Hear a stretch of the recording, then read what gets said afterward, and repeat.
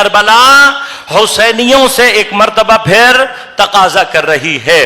میرے خاص طور پر جتنے بھی ماتمی جوان ہیں، خاص طور پر اپنے ماتمی جوانوں سے کہوں گا، اور یہ میرا پیغام جتنے بھی ماتمی جوانوں تک پہنچا سکتے ہیں پہنچائیں۔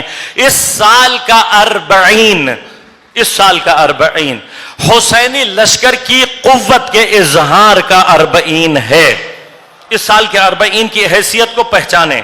ہاں، پچھلے سال ایک یزیدیت کے حامی نے نعرہ لگایا تھا، سر اٹھایا تھا، اس کا نتیجہ آپ نے دیکھا کیا ظاہر ہوا۔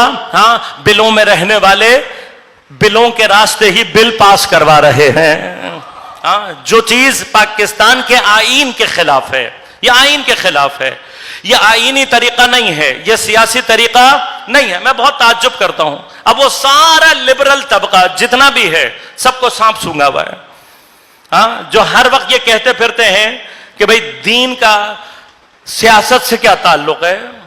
ہاں، ان سب کی میں لفظ استعمال کرنا چاہتا ہوں، واقعا کیا ماں مر گئی تھی ان کی؟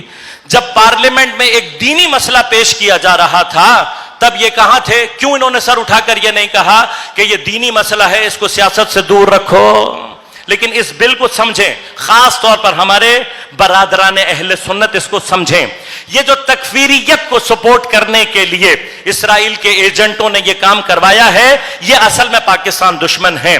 لہذا بالکل اس وقت واضح ہے، بالکل اظہر من الشمس، اس بل کے پیچھے اس کو شامل کرنے والے جو جماعت جتنا مرضی اپنے نام کے ساتھ اسلامی لگا لے، اس جماعت نے، اس کے فرد نے اس بل کو پیش کر کے یہ بتایا ہے کہ یہی پاکستان کے سب سے بڑے دشمن، اور جو انہوں نے اپنا سٹیکر چپکایا ہوا تھا کہ ہم تکفیریت کے خلاف ہیں، یہ بل پیش کر کے انہوں نے بتا دیا کہ یہ تکفیریوں کی نرسری ہے۔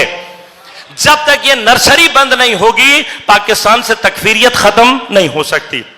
لہذا اور اب اس تکفیریت کو بند کرنے کا مرحلہ حسینیوں کی ذمہ داری ہے۔ آپ نے پارا چنار میں دیکھ لیا آپ کے مومنین کی ہمت نے کس طریقے سے ان کو وہاں سے بھگایا۔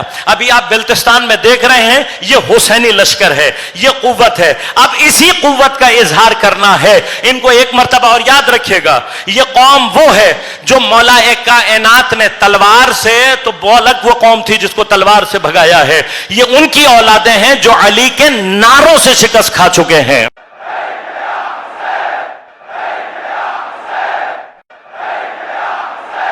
کبھی تاریخ میں جا کر غزوہ بنی قنیقہ کو جا کر پڑھنا تمہیں پتہ لگے گا، یہ وہی اولادیں ہیں، انہی کی اولادیں ہیں جو حضرت امیر کے نعروں سے ڈر گئے تھے۔